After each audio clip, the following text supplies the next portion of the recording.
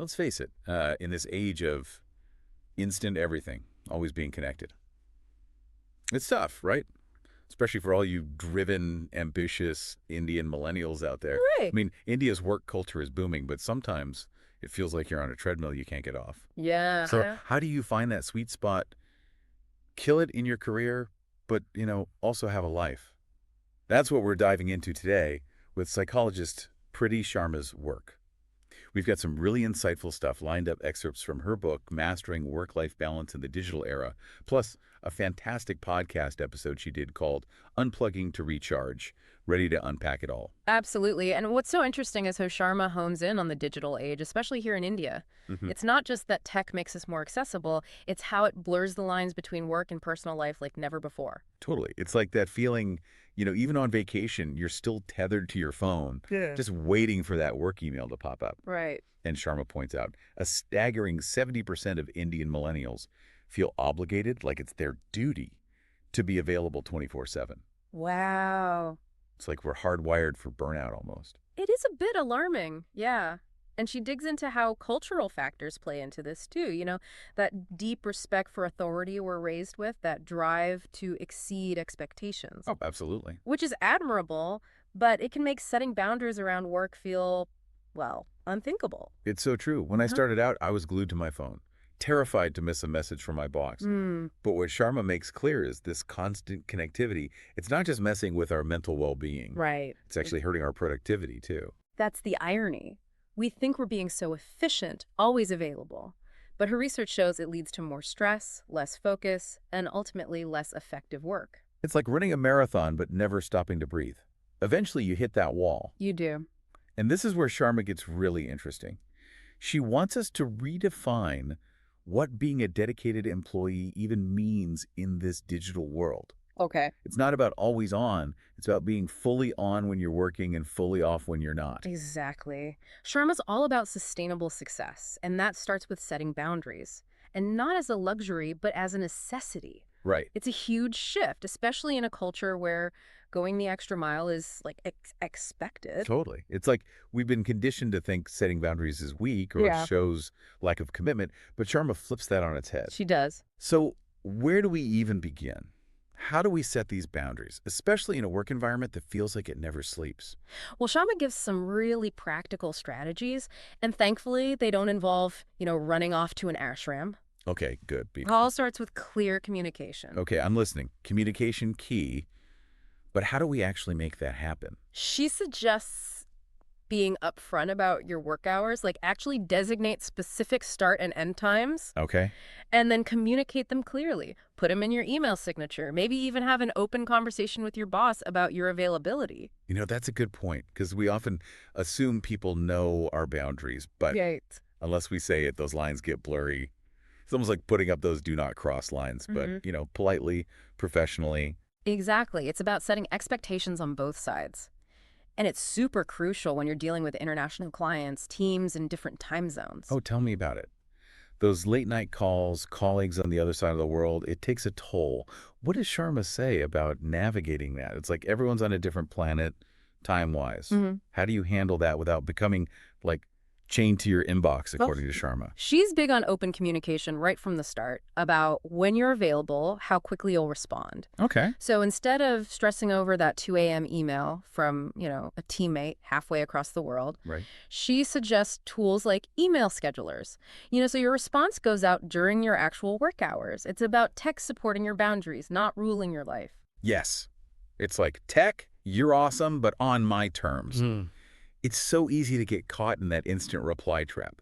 Scheduling emails, that's a game changer. It's about taking back that control. And she doesn't stop there. She talks about a digital detox. Yeah. But before you picture, like, throwing your phone in the Ganges, Yeah, no, because I was about to have a mini freak out. it's not about going full hermit. Okay, good. But seriously, how do you even start to disconnect in this hyper-connected world? She gets it. It's a process, not a light switch, right? All right. Start small. Designate some no-phone zones, family dinners where everyone's actually present, conversations, no buzzing or beeping, just those little pockets of peace. I actually tried that, no phones at dinner, with my family recently. It was amazing. We had real conversations, laughed more, even enjoyed the food more, I swear. See, that's what it's all about. Reconnecting with those real-life interactions, the stuff tech can kind of overshadow. And as you get comfortable with those small breaks, you can make them longer. Sunday morning walk, no phone. A few hours a week on a hobby that doesn't involve a screen. It's like anything else. You don't start training for a marathon by sprinting right out the gate, right? Exactly. You pace yourself, find your rhythm, celebrate the small wins. Yeah. But I gotta ask, how does this whole digital detox work in the Indian context?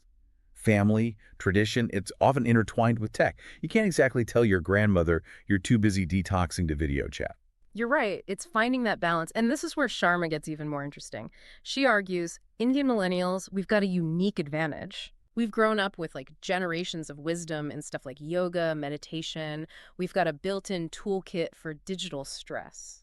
That's an interesting way to look at it. I'll admit, when I first heard about incorporating yoga and meditation, I was like, really?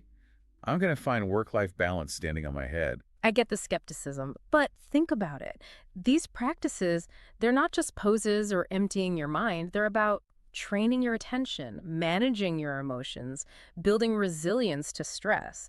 Essential skills for this digital age. So it's like giving our minds a break from the constant onslaught. Exactly. And the beauty is these practices are everywhere. Yoga studios on every corner, meditation apps designed for us, families passing down techniques. It's like this incredible resource right there. It's true. Sometimes it takes someone like Sharma to remind us of the power of what we've got. But how do you make it work in our lives now? Knowing about yoga and actually rolling out the mat when you're swamped with deadlines is different. Oh, totally. It's about finding what works for you. It doesn't have to be this big thing. Even a few minutes of mindfulness, some deep breaths, it makes a difference.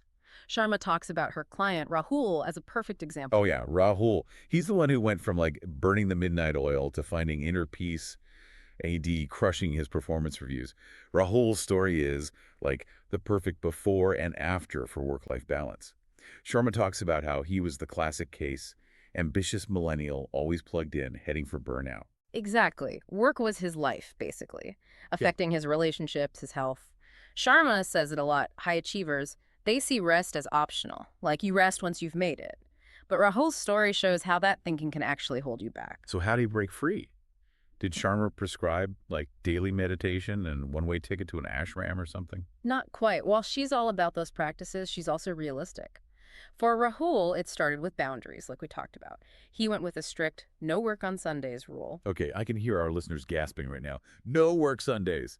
How does boss take it? That's the thing. His boss, everyone, was totally understanding. Which brings up a key point. Sharma makes the fear around setting boundaries is way worse than the reality. It's true. We build it up in our heads. My boss will think I'm lazy or I'll miss that promotion. But honestly, most people respect those who set healthy boundaries. They do. And for Rahul, it didn't just improve his well-being. His work got better. He was more focused, productive. Which is what matters, right? Work smarter, not harder, as they say. By giving himself that time to unplug, Rahul became more valuable to his team. It's almost like a superpower. Totally. And it's one we can all develop. Sharma breaks it down into 3 steps anyone can try. Ready? Hit me. Let's level up this work-life balance game. Step 1, clarity and communication. Write down your ideal work hours, communicate them clearly, put them in your email signature even. Sets that expectation. Like drawing a line in the sand. These are my work hours. Outside that, I'm off duty. No guilt trips allowed. Okay, what's 2? Step 2 is a wind-down routine. Might sound basic, but it tells your brain, your body, the workday's over. A walk after work, music, reading something non-work related. Love it. Creating that mental commute, even if you're working from home. What about step 3? This is the big one, right? Step 3 is where people hesitate, but it's huge. Designate one low-tech day a week. Sunday, maybe? Minimize screen time as much as possible. I gotta admit, a tech-free day makes me nervous. Yeah. But I get the appeal, like hitting reset on your brain, your life. Exactly. Reconnect with yourself, loved ones, hobbies, whatever brings you joy offline. It's about those things that make life meaningful. And you might find taking a break makes you even more productive when you get back to work. That's the thing about balance. It's not about sacrificing one for the other. It's finding a rhythm where you can thrive in all areas. And sometimes that means asking for support. So important. Sharma says don't be afraid to ask. Family, friends, mentors, even a therapist. We're not meant to do this alone. Absolutely. Sometimes just talking to someone who gets it makes all the difference. Building that support system so you can be your best self in work and life. You know, what's really stuck with me is Sharma's message is bigger than just us feeling good. It's about a healthier work culture overall, prioritizing productivity and well-being. It's a conversation more and more people are having, and for good reason. Everyone benefits from a healthier, more balanced workforce. Couldn't agree more. This has been such an insightful dive into work-life balance, especially for us busy Indian millennials. Huge thanks to Preeti Sharma for her amazing insights and practical tips, and to you, our fantastic listeners, for being here. Remember, balance is a journey, not a destination. So be kind to yourselves, celebrate the wins, and find what works for you. Until next time, keep diving deep.